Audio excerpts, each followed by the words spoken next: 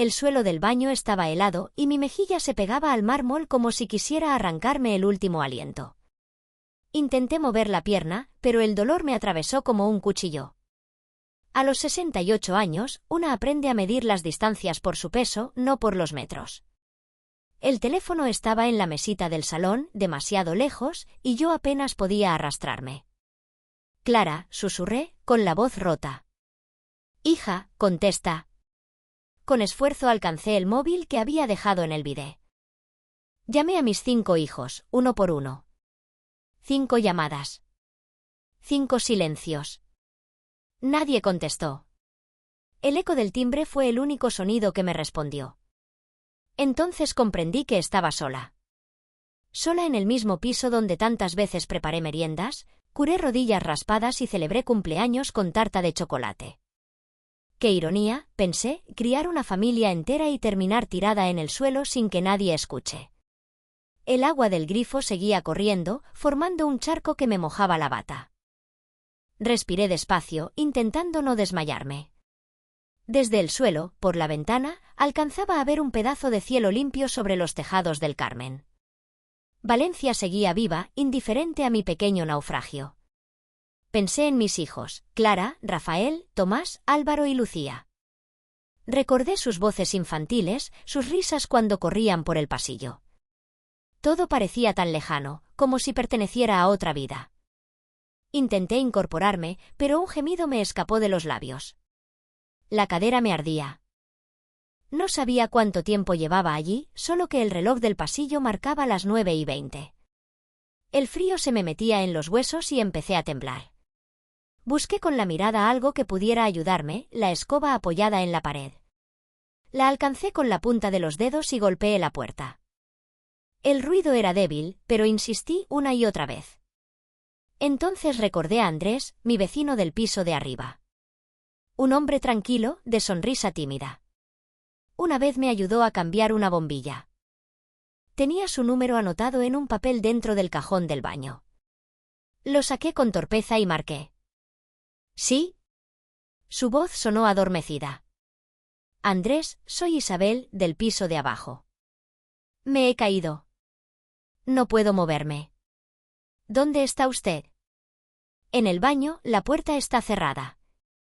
No dijo nada más. Escuché sus pasos corriendo por la escalera. Luego, un golpe seco, la puerta cedió bajo una patada. Lo vi entrar, pálido, con los ojos muy abiertos. Se arrodilló junto a mí y me cubrió con su chaqueta. Tranquila, Isabel. Ya estoy aquí. Marcó al 112. Su voz, firme y serena, me sostuvo más que el suelo. Cuando llegaron los paramédicos, él no se apartó. Sostuvo mi mano durante todo el trayecto a urgencias, sin soltarla. A través del cristal de la ambulancia, vi el sol levantándose sobre el Turia. No se preocupe, Isabel, me dijo mientras el vehículo avanzaba. No la dejaré sola. Nadie había dicho esas palabras en años. En ese momento comprendí que el mundo podía ser cruel, pero aún quedaban almas buenas escondidas en los pisos de arriba. Cerré los ojos, sintiendo el calor de su chaqueta y el olor metálico del hospital acercándose. No lloré. Solo pensé que, quizás, aquel día en que todo se rompía, también estaba empezando algo nuevo. El principio de una vida distinta, una donde el amor no se midiera por la sangre, sino por la bondad. Cuando desperté, una luz blanca me cegó por un instante. El olor a desinfectante me confirmó lo que ya intuía, estaba en el hospital. Un pitido constante acompañaba mis pensamientos, como un metrónomo que marcaba el tiempo de una nueva realidad.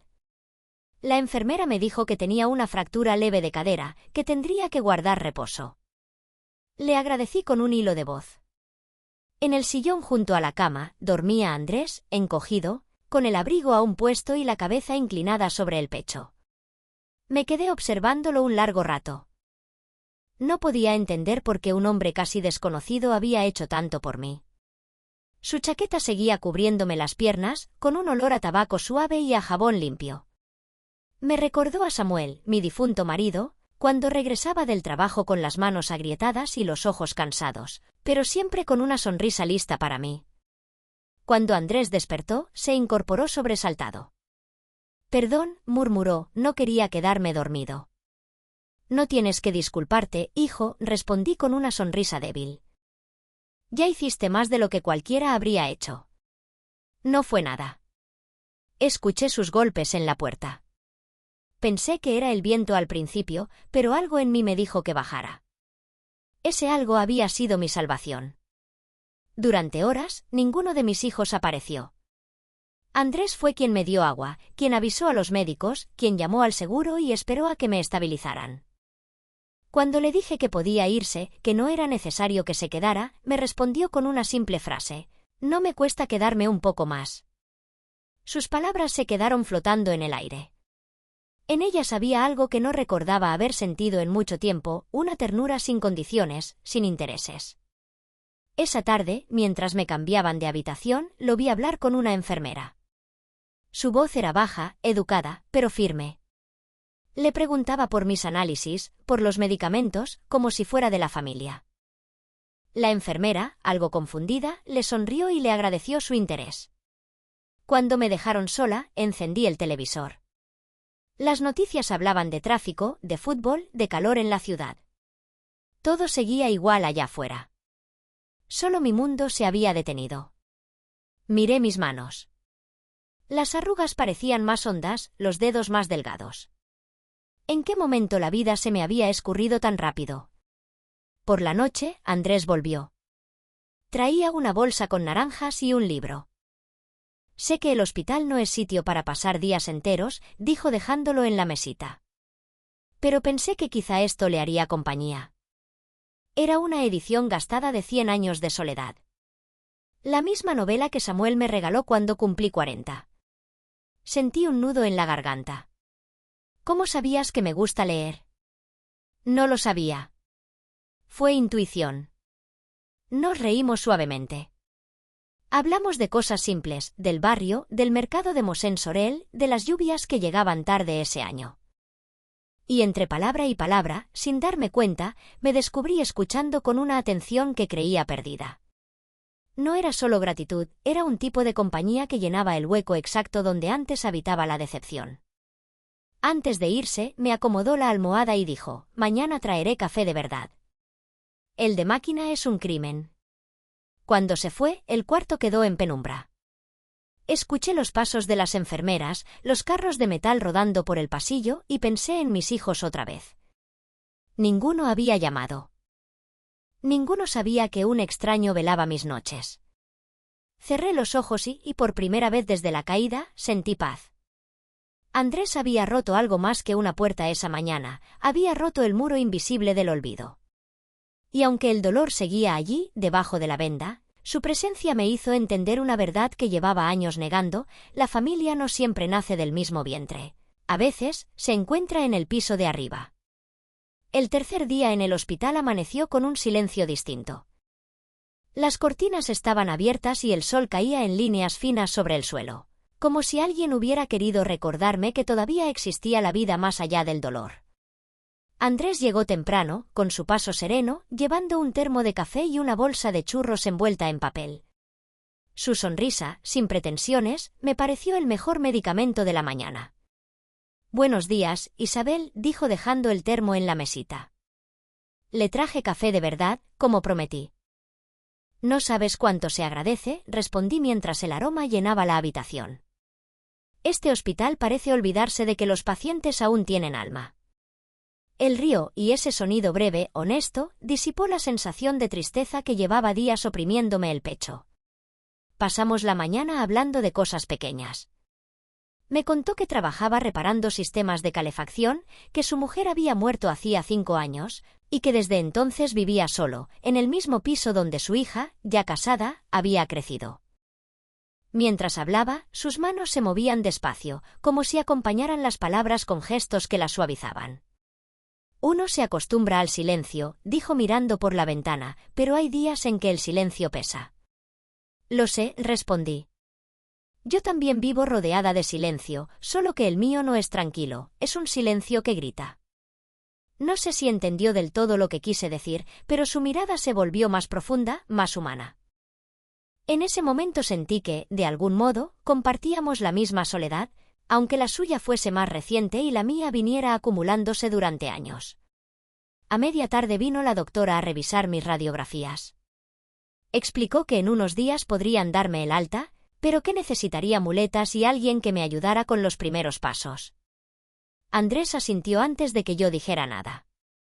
«Yo puedo hacerlo», dijo sin vacilar. «No quiero molestarte, hijo», protesté. «No me molesta. Además, no es caridad. Es justicia, usted me dio un susto enorme y me debe una conversación pendiente». Reí por primera vez en días. Esa naturalidad, esa manera de hacer que el afecto pareciera una costumbre y no un favor, me conmovió más de lo que imaginé. Por la noche, cuando las luces se apagaron, el hospital se llenó de murmullos. Desde la cama de al lado una anciana lloraba bajito. Le ofrecí mi pañuelo y me contó que llevaba 3 meses sin recibir visita. «Los hijos son buenos, pero están ocupados», murmuró intentando justificarlos. Yo no supe qué responder. En el fondo, sus palabras eran el espejo de mi propia historia. Antes de dormir, miré a Andrés, que otra vez se había quedado en el sillón, leyendo con los lentes torcidos y el termo de café vacío. Su presencia me hacía sentir acompañada sin necesidad de palabras. Cerré los ojos y pensé en mis hijos, Clara, tan orgullosa, Rafael, siempre con excusas, los mellizos, distantes, Lucía, la pequeña, atrapada en su propia vida. Llevaba años esperando que me buscaran, que recordaran que todavía existía. Pero esa noche comprendí algo que hasta entonces me negaba a aceptar: el amor no se mendiga, y el afecto que se pide deja de ser amor. Me quedé dormida con esa certeza. Cuando desperté, Andrés me cubría con una manta que había traído de su casa. Afuera, el amanecer teñía el cielo de rosa. Y aunque seguía hospitalizada, por primera vez en mucho tiempo, no me sentí enferma, sino viva. Porque había descubierto una verdad simple y luminosa: a veces, la familia no llega con apellidos, sino con una taza de café y una promesa cumplida. El alta llegó un jueves por la tarde, con el olor a desinfectante aún pegado a mi piel. Andrés insistió en acompañarme a casa. Me ayudó a subir las escaleras, despacio, sosteniéndome por el codo. El ascensor estaba averiado y cada peldaño me recordaba la fragilidad recién descubierta de mis huesos. Cuando abrí la puerta del piso, el aire olía a encierro. Las cortinas seguían corridas, las plantas secas, los relojes detenidos en la hora exacta de mi caída. «Déjeme abrir las ventanas», dijo Andrés mientras colocaba mis muletas junto al sofá. El aire de la calle entró como un soplo de vida. «Gracias, hijo», susurré. «No sé qué habría hecho sin ti». «Nada que no haría por cualquiera», respondió, restándole importancia, aunque su mirada decía lo contrario. Se marchó al caer la tarde, dejándome con una bolsa de pan recién hecho y un papel con su número. «Llámeme si necesita algo». «Cualquier cosa, Isabel». Lo doblé y lo guardé en el cajón del teléfono, justo donde antes estaban las tarjetas de mis hijos. Esa misma noche, sonó el móvil. Por un segundo pensé que era Andrés, pero la pantalla mostraba otro nombre: Clara. Contesté con una mezcla de alivio y miedo. «Mamá, me dijeron que tuviste un accidente». «¿Estás bien?» «Ya estoy mejor, hija. Fue solo un susto». «Menos mal». «Oye, hablando de eso. Rafael anda con problemas con la hipoteca. Pensamos que quizá podrías ayudarlo un poco, ya sabes, con lo que tienes en la cuenta». El tono era suave, ensayado. Ni una palabra de preocupación, ni una visita. Solo números disfrazados de cariño. «Lo pensaré», dije, y colgué antes de que siguiera. 1 hora después llamó Rafael. «Mamá, Clara te habrá contado. No queremos molestarte, pero sería lo mejor vender la casa de Benimaclet. Podrías irte a un piso más pequeño, cerca de Lucía. Por mi bien, ¿verdad?» «Claro, mamá. Por tu bien». Colgué de nuevo, sintiendo que cada palabra me arrancaba un trozo de aire. Miré el teléfono, esperando que alguno llamara solo para preguntar cómo estaba. Nadie más lo hizo. Ni Tomás, ni Álvaro, ni Lucía. El silencio volvió a llenar la casa, pero ya no era el mismo. Era un silencio cargado de revelaciones. A la mañana siguiente, el timbre sonó. Era Andrés, con 2 cafés y una sonrisa. Pensé que podría ayudarle a preparar el desayuno. No hacía falta, pero me alegra que lo hicieras, respondí. Mientras vertía el café, le conté que mis hijos habían llamado. No mencioné el dinero, pero él lo intuyó en mis ojos. A veces, Isabel, la sangre pesa más que el amor, dijo con voz grave. Y a veces, el amor pesa más que la sangre, le respondí, y en ese instante supe que había comprendido todo sin necesidad de detalles. Pasamos la mañana arreglando las plantas marchitas. Andrés hablaba poco, pero su silencio era amable, como una manta que cubre sin ahogar. Cuando se fue, la casa ya no me parecía tan vacía. Por la tarde, me senté frente al espejo del pasillo.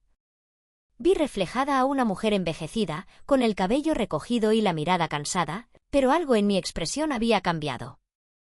No era resignación. Era lucidez. Mis hijos ya no me necesitaban, solo necesitaban lo que tenía. Y yo, que había vivido la vida entera para ellos, entendí por fin que debía empezar a vivir para mí. Guardé el móvil en el cajón y lo apagué. Que el silencio ocupe su lugar, pensé. Porque a veces, el silencio es la única respuesta digna frente al egoísmo. El día siguiente amaneció con olor a pan tostado. Andrés había pasado temprano por la panadería y dejó una bolsa en mi puerta antes de irse a trabajar. Dentro había una nota: no se olvide de desayunar. El cuerpo sana mejor cuando el alma come algo caliente. Sonreí por primera vez en mucho tiempo. Esa pequeña atención, tan simple, me devolvió algo que ni mis hijos ni los médicos habían logrado: la sensación de estar viva, de seguir importando. Pasé la mañana caminando con torpeza por el pasillo, apoyada en las muletas. Cada paso era un acto de desafío contra la fragilidad. Miraba mis manos aferradas a los mangos de aluminio y pensaba que quizás toda mi vida había caminado así, sosteniéndome sobre un equilibrio prestado, confiando en los demás para no caer. Esa idea me hizo detenerme. No quería seguir viviendo de la compasión ajena, ni de la culpa de mis hijos, ni del miedo a estar sola. Quería recuperar algo que creía perdido: mi dignidad. Me senté frente a la ventana del salón. Afuera, el barrio del Carmen bullía con su ruido habitual: los turistas, las motos, las campanas del Miguelete. Todo seguía igual, pero dentro de mí algo se había movido. Encendí la radio y, sin pensarlo, comencé a tararear una vieja canción de Serrat. Mi voz sonaba frágil, oxidada, pero me hizo reír. Sentí una ligereza extraña, una especie de renacimiento silencioso. Al mediodía, Andrés regresó. Llevaba una caja de herramientas y una sonrisa discreta. Dijo que su lámpara del pasillo no encendía. Me pareció buen momento para arreglarla. No sabía que ofrecías mantenimiento a domicilio, le bromeé. Solo a vecinas que hacen buen café. Reímos. Mientras él trabajaba, le conté que mis hijos querían vender la casa. No buscaba consuelo, solo necesitaba decirlo en voz alta. ¿Y usted qué quiere hacer?, preguntó, sin dejar de apretar un tornillo. Quedarme. Aunque sea sola. Esta casa la levantamos mi marido y yo. Aquí se criaron mis hijos. No pienso regalarla a cambio de olvido. Andrés se quedó en silencio. Cuando terminó, me miró con esa seriedad tranquila que tenía. Entonces quédese, Isabel. Y no se disculpe por defender lo que es suyo. Esa frase me atravesó como una promesa. Tal vez no era el amor lo que necesitaba, sino respeto. La conversación me dejó una calma profunda. Al irse, me ayudó a sentarme y dijo: mañana vendré a pintar el balcón, si me deja. Así le entra más luz. Tráigala toda, Andrés, respondí. Ya es hora de abrir las ventanas. Esa tarde preparé café para 2, aunque solo bebí yo. Dejé la otra taza frente a la silla vacía. No por costumbre, sino como un gesto de agradecimiento hacia esa presencia que había devuelto orden a mi mundo.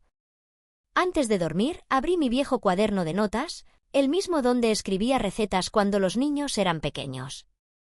En una página en blanco, escribí despacio, el silencio no siempre es resignación. A veces es la semilla de la libertad. Apagué la luz y sentí algo nuevo en el pecho. No era esperanza ni tristeza. Era una paz desconocida, el principio de algo que todavía no sabía nombrar. Tal vez dignidad. Tal vez amor propio. Y mientras el murmullo lejano de la ciudad se mezclaba con mi respiración tranquila, entendí que ese día no solo había vuelto a caminar. También había empezado, sin ruido, a levantarme de otro tipo de caída. Una semana después, los 5 aparecieron. No porque el corazón los guiara, sino porque el rumor del alta médica les recordó que aún tenía una casa a mi nombre. Los reconocí por el sonido de sus pasos antes de verlos entrar, la impaciencia de Clara, el taconeo seguro de Rafael, el silencio calculado de Tomás, la risa forzada de Álvaro y el murmullo inseguro de Lucía. Mi salón se llenó de voces que hacía años no coincidían. «Mamá, qué susto nos diste», dijo Clara, besándome en la mejilla sin mirarme a los ojos. «Un pequeño accidente, nada más», respondí. «Por eso mismo», intervino Rafael, «hemos estado hablando. Creemos que lo mejor es que vendas la casa de Benimaclet. Está vieja, llena de goteras. Podrías mudarte a un sitio más práctico». «¿Práctico?», pregunté, fingiendo interés. «Sí», dijo Álvaro, sacando una carpeta. «Un piso pequeño, cerca de un centro de salud. Todo sería más fácil para ti». Lucía, la menor, no hablaba. Se limitaba a observar, con los ojos húmedos, el teatro de buenas intenciones que representaban sus hermanos. Yo los escuchaba como quien oye llover sobre un techo ajeno. «No quiero ser una carga», dije, interrumpiéndolos, «pero tampoco una inversión». El silencio que siguió fue espeso. Clara carraspeó. «Mamá, no lo tomes así. Solo pensamos en tu bienestar». «Mi bienestar no cabe en una hipoteca», contesté suavemente. De pronto, todos empezaron a hablar a la vez, lanzando argumentos como piedras. Que si el mantenimiento era caro, que si el barrio ya no era seguro, que si mis huesos no resistirían otro invierno. Me dejé envolver por su ruido hasta que Andrés apareció en la puerta con una bandeja de café. Lo había invitado esa mañana, presintiendo que necesitaría un testigo. «Buenas tardes», saludó, con una naturalidad que los descolocó. «Espero no interrumpir». El olor a café recién hecho llenó el ambiente.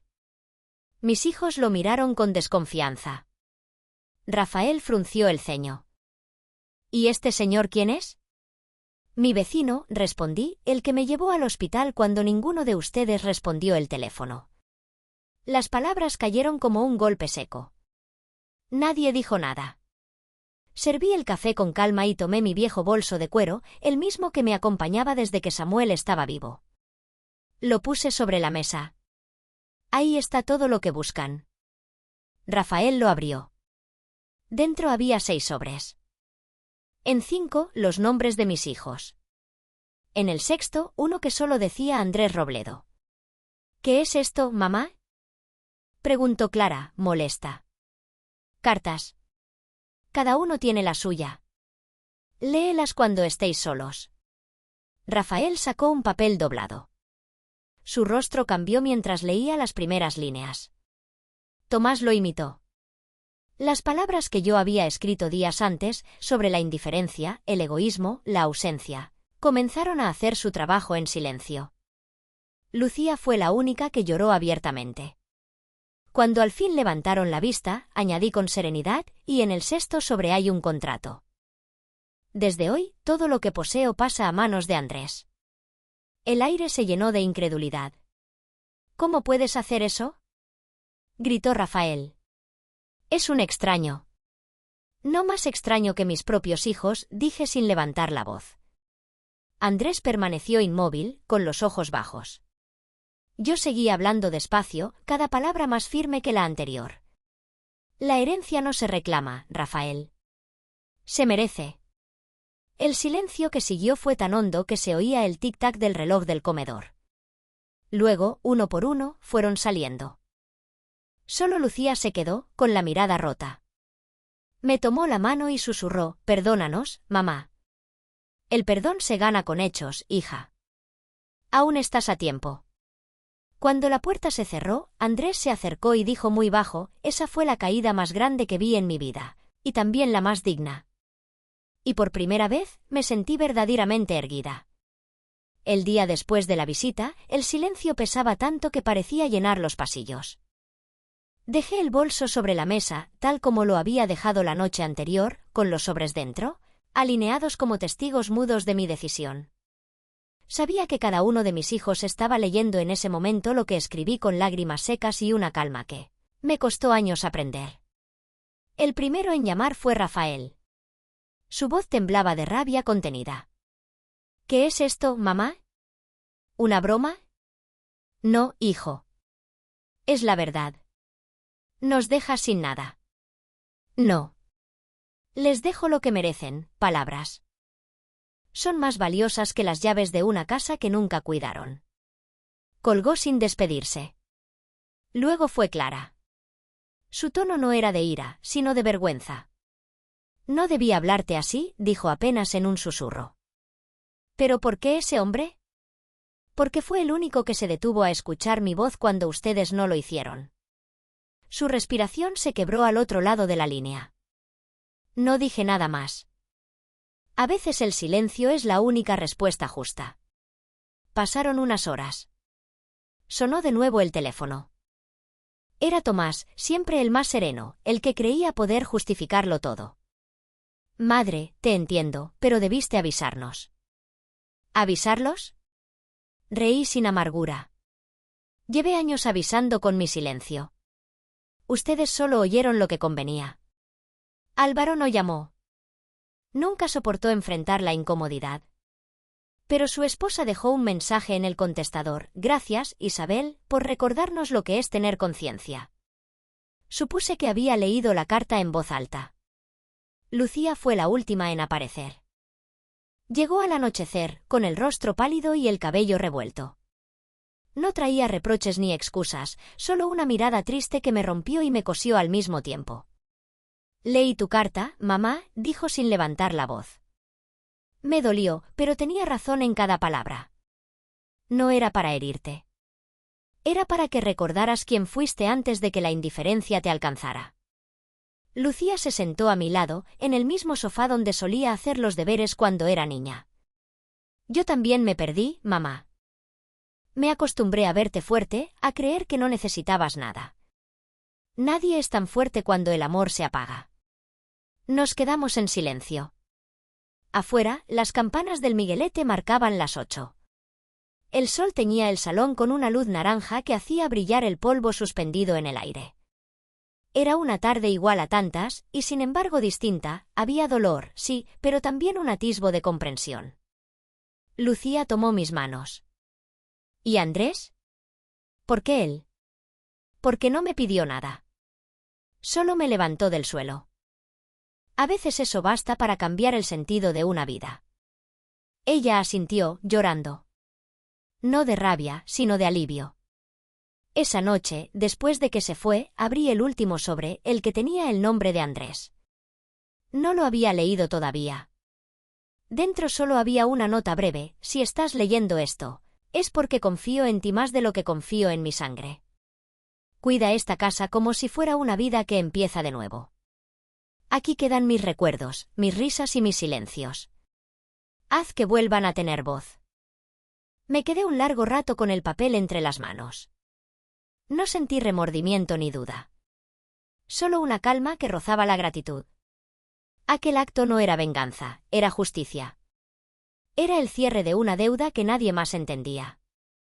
Antes de dormir, recé por mis hijos. No para que volvieran, sino para que aprendieran a amar sin convertir el amor en moneda. Y mientras la noche cubría Valencia con su rumor lejano de mar, supe que la historia de mi vida acababa de empezar de nuevo, escrita en 6 sobres y un corazón sin miedo. 2 días después, el timbre sonó con fuerza, como si alguien quisiera arrancar la puerta.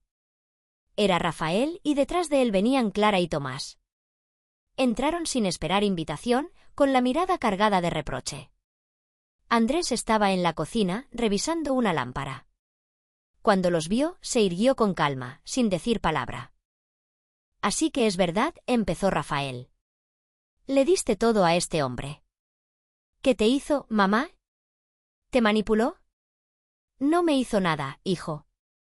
Me escuchó. Clara dejó el bolso sobre la mesa con un golpe seco. Esto es una locura. Ese contrato no tiene sentido. Eres vulnerable, mamá.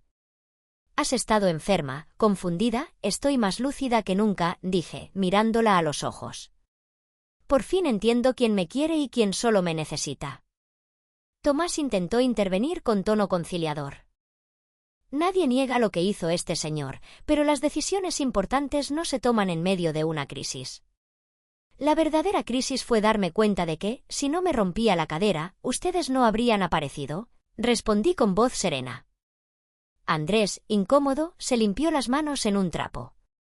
Puedo irme si lo prefieren, murmuró. No te muevas, Andrés, dije sin apartar la vista de Rafael. Este asunto nos concierne a todos. Rafael apretó los puños.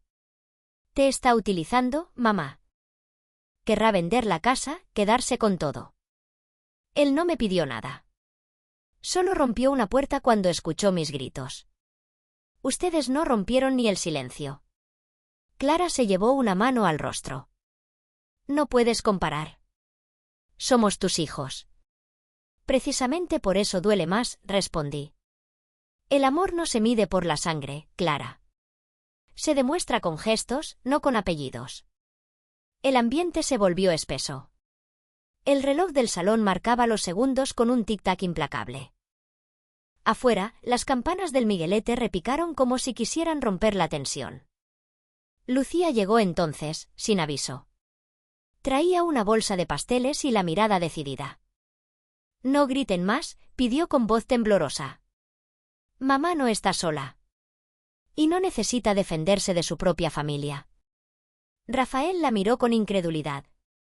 ¿También tú estás de su lado? No es un bando, Rafael. Es la verdad. ¿Dónde estabas cuando ella cayó? ¿Quién la llevó al hospital? ¿Quién le trajo café cada mañana? Las palabras de Lucía resonaron como campanadas. Tomás bajó la cabeza, avergonzado. Andrés, que hasta entonces no había hablado, respiró hondo. Yo no quiero nada que no sea suyo, dijo despacio. Pero tampoco devolveré algo que ella me dio por gratitud.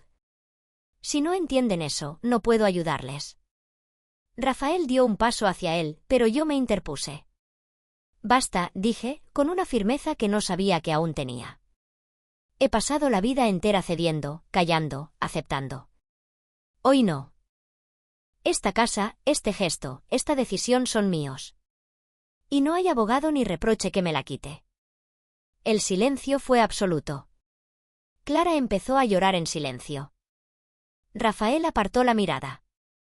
Tomás murmuró un adiós torpe y se marchó. Lucía me abrazó, temblando.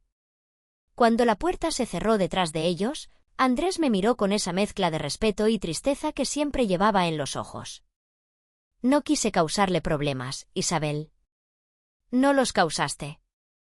Solo me ayudaste a ver lo que ya existía, que no se puede perder lo que nunca se tuvo. Nos quedamos así, en pie, mirando el atardecer colarse por la ventana. La luz anaranjada bañaba las paredes, y por primera vez en muchos años, la casa se sintió en paz. Aquella tarde supe que el amor propio también tiene voz. Y que, cuando por fin se atreve a hablar, ni el ruido del rencor logra callarlo. El día después del enfrentamiento amaneció con un silencio distinto, más liviano, casi limpio.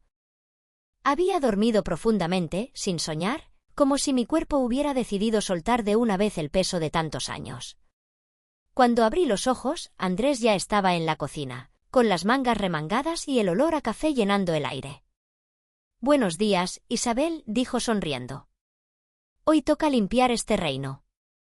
¿Reino? Reí, con un hilo de voz. Claro. Toda casa que guarda historias merece ser tratada como un palacio. Aquel día comenzamos a devolverle la vida a mi hogar. Quitamos las sábanas viejas, abrimos las ventanas, dejamos que el aire del Mediterráneo barriera el polvo del abandono. Andrés ponía música mientras limpiaba, boleros y tangos que se mezclaban con el ruido de la escoba. Yo me movía despacio, ayudando en lo que podía, y por momentos olvidaba mi cadera frágil. Al mediodía hicimos una pausa. Nos sentamos en el balcón con pan, queso y café. Desde allí se veía la torre del Miguelete, los tejados ocre y, más allá, el mar insinuándose como una promesa. Nunca entendí cómo puede estar tan cerca el mar y, al mismo tiempo, sentirse tan lejos, dije. Quizás porque solo se deja ver cuando uno está en paz, respondió Andrés, mirando hacia el horizonte. Sus palabras quedaron flotando. Pensé en Samuel, en los años de esfuerzo, en los hijos que crecieron demasiado rápido. Por primera vez, ese recuerdo no me dolió, me pareció una parte necesaria del camino. Después seguimos trabajando. Andrés reparó la puerta del baño, la misma que había roto aquel día, y yo guardé la ropa limpia con un orden casi ritual. Cada cajón cerrado era una forma de decir, ya pasó. Por la tarde, llegó Lucía con una caja de pastelitos de boniato. Me abrazó con ternura, y la casa se llenó de un olor dulce que parecía perdonar el pasado. He estado pensando en ti todo el día, me dijo. Y también en papá. Tu padre estaría orgulloso de verte aquí, respondí. No por venir, sino por hacerlo sin miedo. Andrés, siempre discreto, nos dejó solas un rato. Lucía caminó por el salón, acariciando los muebles antiguos, los retratos amarillentos. Aquí hay tanto de nosotros, mamá. No sé cómo pudimos olvidarlo. El olvido no siempre es intencional, hija. A veces solo se hereda. Nos sentamos frente al balcón, mirando el cielo teñirse de naranja. Hablamos largo rato, no de reproches, sino de recuerdos, las meriendas en verano, los juegos en el patio, las canciones que solíamos cantar mientras cocinábamos. Cada palabra era una costura que unía los trozos que la vida había desgarrado. Cuando Andrés regresó con una jarra de agua fresca, Lucía lo miró con gratitud. Gracias por cuidar de mi madre, le dijo. No solo la cuidaste, la despertaste. Él se sonrojó y bajó la mirada. Solo hice lo que cualquiera debería hacer, respondió. No, Andrés, le corregí con suavidad. Hiciste lo que nadie más hizo. Esa noche, al despedirse, Lucía me prometió volver el domingo para ayudar a pintar el balcón. Traeré flores para las macetas, dijo. Su voz tenía la firmeza de quien ha tomado una decisión importante. Cuando se fue, Andrés me ayudó a apagar las luces. En la penumbra del salón, el aire olía a hogar otra vez. Me senté en mi sillón y lo observé recoger las tazas. Sentí una paz que no recordaba. ¿Sabe? Dijo al salir. Esta casa vuelve a tener alma. Sí, respondí, mirando el reflejo de la luna en la ventana. Y yo también. Aquella noche, antes de dormir, toqué las paredes recién limpias como quien acaricia una herida que al fin cicatriza. Y comprendí que el verdadero regreso no era al hogar físico, sino a mí misma. El domingo amaneció tibio, con esa luz dorada que solo tiene Valencia en otoño. Desde temprano oí pasos en la escalera, era Lucía, cumpliendo su promesa. Traía una bolsa con pinceles, 2 botes de pintura blanca y un ramo de hortensias azules. El olor a flores inundó el salón. Buenos días, mamá, dijo con una sonrisa cansada pero sincera. Buenos días, hija. ¿Has traído el mar contigo?, le respondí, acariciando los pétalos. Andrés apareció poco después con una escalera y una radio pequeña. Puso música suave mientras extendíamos periódicos en el suelo del balcón. Lucía se subió la coleta y empezó a pintar con decisión, sin hablar demasiado. Yo la observaba desde mi sillón, intentando reconocer en esa mujer a la niña que se escondía detrás de mis faldas cuando tenía miedo a los truenos. ¿Recuerdas cuando pintábamos con tu padre?, pregunté. Sí, respondió sin dejar de mover el pincel. Siempre terminaba manchado hasta las orejas. Reímos las dos. Fue una risa sencilla, sin culpa. Andrés las escuchaba desde la ventana, fingiendo que revisaba una maceta, pero sonreía también. La luz del mediodía caía sobre nosotros como una bendición. Cuando terminamos, Lucía me ayudó a preparar café. En la cocina, el sonido de las cucharillas contra las tazas marcaba un ritmo antiguo, casi familiar. «Mamá», dijo de pronto, «quiero que sepas que te entiendo. Lo de la casa, lo de Andrés, todo. No me molesta. Me alivia. No esperaba que lo entendieras tan pronto». «No se trata de entender», replicó. «Se trata de mirar con el corazón. Tú solo hiciste lo que los demás no se atrevieron, elegirte a ti misma». Sus palabras me hicieron temblar. Había pasado una vida entera esperando que alguno de mis hijos dijera eso. La miré a los ojos y vi en ellos algo que creí perdido, respeto. «No quiero que pienses que los odio», le dije. «Solo me cansé de mendigar amor». Lucía tomó mis manos entre las suyas. «¿No los odias, mamá? Los estás enseñando. Y yo también quiero aprender». Andrés entró en ese momento con 3 vasos de horchata y cortó la tensión con su naturalidad.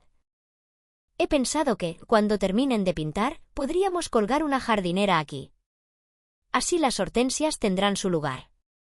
«Perfecto», dijo Lucía, sonriendo. «Quiero que florezcan justo debajo de la ventana de mamá. Trabajamos juntos toda la tarde». Ella pintaba los barrotes, yo limpiaba las macetas y Andrés taladraba los soportes para las jardineras. Entre los 3, la casa se transformaba en algo nuevo, luminosa, respirable, viva. El olor a pintura se mezclaba con el de las flores frescas y el café recién hecho. Cuando el sol empezó a caer, Lucía se sentó a mi lado en el balcón. «¿Sabes, mamá? Andrés no solo te ayudó. También nos salvó a nosotros». «¿Cómo dices eso?» «Porque si no hubiera estado allí aquel día, tal vez habrías muerto. Y con tu muerte habría quedado escrita la peor versión de nosotros. En cambio, nos dio una segunda oportunidad». Andrés se quedó callado, mirando el horizonte. Yo le toqué el brazo. «Gracias», le dije, «por todo lo que hiciste sin pedir nada». Él sonrió, tímido.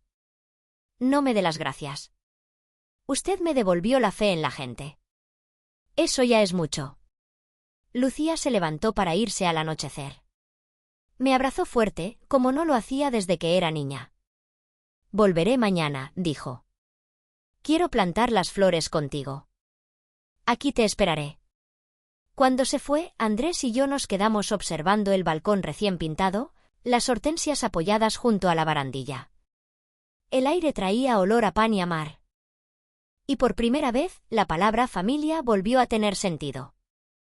No por sangre, sino por elección. Las semanas siguientes transcurrieron con una serenidad que no recordaba desde hacía años. La casa, antes llena de ecos, respiraba de nuevo. Cada mañana, el aroma del café recién molido se mezclaba con el de las hortensias que Lucía y yo habíamos plantado en el balcón. Sus flores azules se inclinaban hacia la calle, como si quisieran mirar la vida pasar. Andrés venía casi todos los días, arreglaba una cerradura, cambiaba una bombilla, traía pan del horno de la esquina. Yo fingía que le dejaba hacerlo por cortesía, pero en el fondo sabía que era su manera de cuidarme sin invadir. Una tarde me senté en el comedor con mi cuaderno de tapas verdes, aquel donde durante años había escrito recetas y cuentas domésticas. Empecé a llenar sus páginas con pensamientos que nunca había dicho en voz alta. El silencio no es soledad. Es el alma cuando por fin nadie la interrumpe. Escribí sobre mis hijos, sobre la extraña manera en que el amor se transforma con el tiempo, sobre el miedo a desaparecer de la memoria de quienes una vez nos llamaron mamá. Escribir era como abrir una ventana por dentro. Andrés llegó con una cesta de frutas y me encontró absorta. «¿Qué escribe con tanto empeño, Isabel?» «Nada importante», mentí. «Entonces debe de ser muy importante», replicó con una sonrisa. Le hablé del cuaderno, de cómo necesitaba poner en orden los pensamientos para entenderlos. Él asintió sin decir nada, y se sentó a leer el periódico junto a la ventana. Aquel silencio compartido era, para mí, una forma nueva de compañía. Esa noche, al revisar el correo, encontré una carta. Reconocí la letra enseguida, era de Rafael. La abrí con un temblor leve. «Madre, he leído tu carta una y otra vez. No puedo decir que la entienda del todo, pero me hizo pensar. No quiero dinero ni casas. Solo quiero que sepas que lo lamento. Espero poder ir a verte pronto. Las palabras, torpes pero sinceras, me ablandaron el pecho. No era una disculpa perfecta, pero era un comienzo. Le respondí al día siguiente con pocas líneas: te espero, hijo. No por lo que fuiste, sino por lo que aún puedes ser. Lucía, fiel a su palabra, venía cada fin de semana. Juntas horneábamos pan de naranja, llenando la casa de un perfume dulce y nostálgico. A veces hablábamos de los demás hermanos, otras, simplemente compartíamos el silencio. Ella parecía entender que no hacía falta llenar los vacíos con ruido. Una tarde de domingo, Andrés propuso algo. Podríamos pintar la puerta principal de azul, dijo. Dicen que espanta la tristeza. Entonces hazlo, pero déjala un tono claro, para que la luz pueda entrar. Pasamos todo el día en ello. Cuando terminamos, la puerta brillaba con un tono sereno, casi marino. Me quedé mirándola, emocionada. ¿Ve? Dijo Andrés. Esta casa tiene otra cara. No solo la casa, respondí, y él comprendió sin necesidad de explicaciones. Al caer la noche, saqué mi cuaderno y anoté una última frase: la vida siempre devuelve lo que uno da, aunque lo haga en cuerpos distintos. La brisa del Mediterráneo entraba por el balcón, moviendo las cortinas. Me senté junto a la ventana, viendo cómo las luces del barrio se encendían una a una. Por primera vez en mucho tiempo, no sentí prisa, ni miedo, ni vacío. Solo una profunda calma, una certeza sencilla, había sobrevivido al desamor y había vuelto a florecer. Y mientras Andrés cerraba las persianas y el aroma del pan horneado flotaba por toda la casa, supe que no necesitaba más pruebas. Mi vida, aunque llena de grietas, volvía a estar en pie. El invierno llegó despacio, con mañanas frías y un silencio de cristales en el aire. Me despertaba cada día antes del amanecer, solo para ver cómo el sol se filtraba entre las cortinas y bañaba la habitación con una luz dorada. Sentía el cuerpo más cansado, los movimientos más lentos, pero no había tristeza. Solo una serenidad profunda, como si el alma ya hubiera aprendido el camino de regreso. Andrés seguía viniendo cada mañana. Traía pan caliente, me ayudaba a preparar la infusión y se quedaba un rato a leer el periódico. Había una ternura callada entre nosotros, una complicidad que no necesitaba palabras. Lucía venía los fines de semana. Juntos formaban una especie de familia improvisada, de esas que la vida arma cuando la sangre falla. Una tarde, mientras Lucía fregaba los platos, le pedí que se sentara conmigo en el salón. «Hija», dije, «quiero que escuches algo sin miedo». «Dime, mamá». «No tengo miedo de irme. Estoy en paz. He vivido, he amado, he fallado y me he levantado. No me queda rencor». Lucía me tomó las manos, los ojos llenos de lágrimas. «No digas eso, por favor». «No lo digo por tristeza», la interrumpí. «Lo digo porque quiero que te quedes con lo que aprendí. La vida no se trata de lo que perdemos, sino de lo que perdonamos». Sacó un pañuelo del bolsillo y lloró en silencio. Andrés observaba desde la puerta, con esa expresión que mezcla respeto y pena. Esa noche, después de que ambos se marcharon, me senté en mi escritorio. Saqué mi pluma y el mismo papel de cartas que usaba cuando Samuel estaba vivo. Escribí 6 sobres más, como una extensión del último acto de mi vida. El primero fue para Clara: «Hija, fuiste mi orgullo y mi herida. Aprendí de ti que el amor no puede ser un intercambio. Ojalá un día recuerdes mi voz sin culpa». Para Rafael, el dinero no se hereda, la compasión sí. Que la vida te enseñe a distinguirlas. Para Tomás y Álvaro, no tengan miedo de acercarse al dolor ajeno. Quien huye del sufrimiento también se aleja del amor. Para Lucía, tú sí volviste. No para reparar, sino para amar. Gracias por haber sido mi última alegría. Y por último, la carta para Andrés. La más difícil de escribir. No hay palabras suficientes para agradecer lo que hiciste. Si algún día la casa se te queda grande, llénala de vida. Abre las ventanas, deja entrar a los vecinos, planta flores nuevas. Quiero que sepas que, mientras respires, esta casa te pertenecerá tanto como a mí.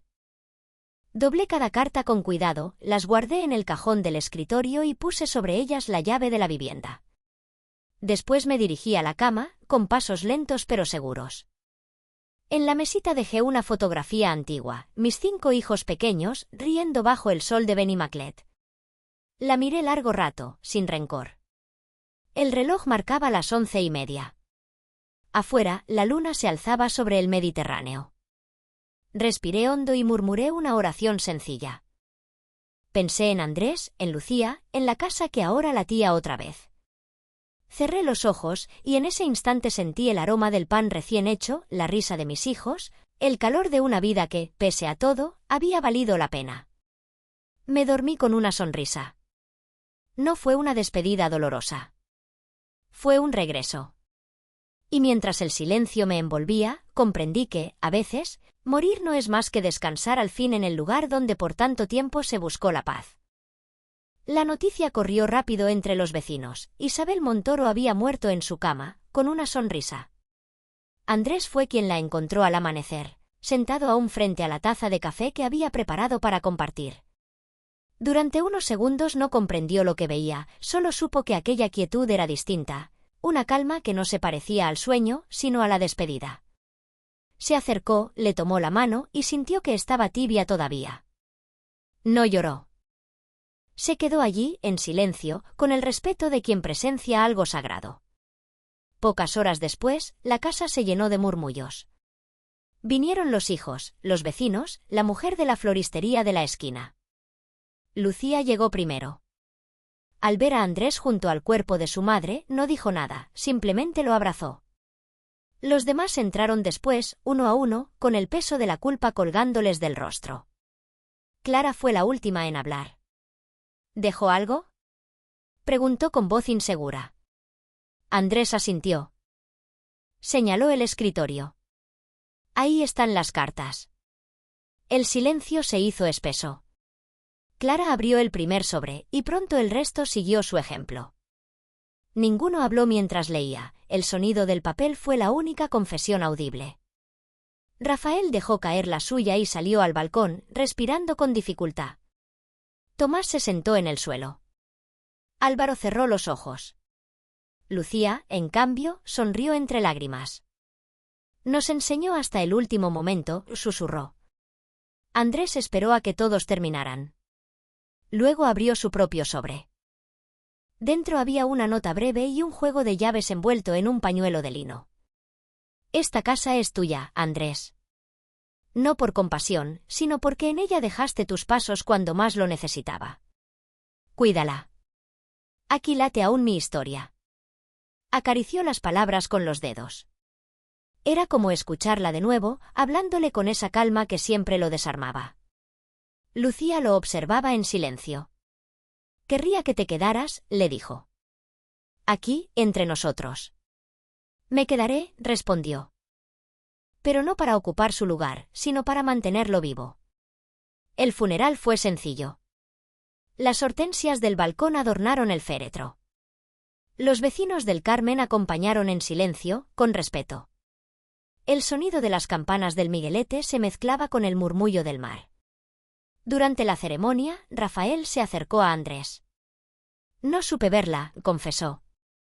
Y cuando la vi, ya era tarde. Aún puede hacerlo, le respondió Andrés. Ella no se fue del todo. Está aquí, en lo que cuidemos. Después del entierro, los hijos se quedaron en la casa un largo rato. Ninguno habló de vender, de dinero ni de herencias. Solo se sentaron en el salón, mirando las fotografías enmarcadas en las paredes, los veranos en Benimaclet, los cumpleaños, el rostro joven de su madre riendo entre ellos. Clara acarició una de las imágenes y dijo, creímos que nos castigaba, pero nos estaba enseñando. Esa noche, cuando todos se marcharon, Andrés se quedó solo. Encendió una vela en el comedor y abrió las ventanas. El aire del mar entró con su olor salado y movió las cortinas. Se acercó al balcón y miró las hortensias, pese al invierno, aún conservaban algo de azul. Ya está hecho, Isabel, susurró. Lo prometo, cuidaré de todo. Entonces se sentó frente al escritorio y comenzó a escribir una carta, no para ella, sino para sí mismo. Hoy entendí que la gratitud también puede heredarse. No en papeles, sino en actos. Al cerrar la carta, escuchó el rumor lejano del mar, como un eco de su voz. En esa mezcla de dolor y paz, supo que Isabel no se había ido del todo. Había dejado un legado más fuerte que cualquier escritura, la memoria de la ternura, esa que florece incluso en la ausencia. Un año después, el jardín de hortensias volvió a florecer. Nadie entendía cómo habían sobrevivido al invierno, pero allí estaban, grandes, azules, tan vivas que parecía que respiraban. Los vecinos del Carmen se detenían frente al balcón para admirarlas y algunos aseguraban que, cuando el viento soplaba desde el mar, se oía una voz suave decir: «Todavía estoy aquí». Andrés seguía viviendo en la casa. No la cambió ni la modernizó, la mantuvo exactamente como a Isabel le gustaba. Cada mañana abría las ventanas para dejar entrar la luz, preparaba café y ponía el mantel de lino que ella había cosido. Lucía lo visitaba a menudo. Pintaron juntos las paredes del pasillo, repararon las bisagras del balcón y colgaron las fotografías familiares en nuevos marcos. Así la casa se siente menos sola, decía ella. Un domingo de primavera, Rafael apareció. Llegó con paso inseguro, con una caja en las manos. «Traigo algo de mamá», dijo, abriendo la tapa. «Sus cuadernos. Los encontré entre mis cosas». Andrés los recibió con cuidado. Eran los mismos donde Isabel había escrito sus pensamientos. Las páginas estaban llenas de frases cortas, limpias, como destellos de sabiduría. En una de ellas, subrayada con tinta azul, leyó: «El amor sin gratitud es ruido. La gratitud sin amor, vacío». Rafael se quedó en silencio. «Nunca supe cómo decirle gracias», murmuró. «Tal vez no hace falta», respondió Andrés. «A veces basta con vivir de una forma que la honre». Lucía apareció con una bandeja de horchata y fartons. Se sentaron los tres en el balcón. Hablaron de la infancia, de los veranos en Benimaclet, de cómo Isabel se reía mientras cocinaba. No hubo lágrimas, solo un calor tranquilo, una reconciliación sin discursos. Por la tarde, Andrés fue al mercado y compró flores nuevas. Plantó las semillas en las macetas, recordando las instrucciones que Isabel solía repetir: «No las entierres demasiado, el sol también tiene que tocarlas». Mientras trabajaba, sintió una brisa ligera que movió las cortinas.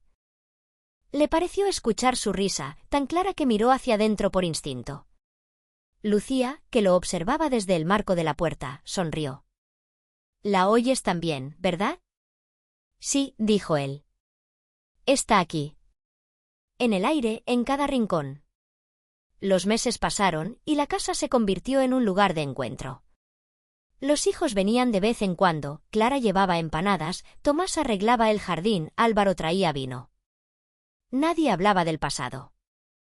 Era como si todos hubieran comprendido, finalmente, que la mejor forma de honrarla era cuidar aquello que ella amó. Cada primavera, Lucía organizaba una merienda frente al balcón.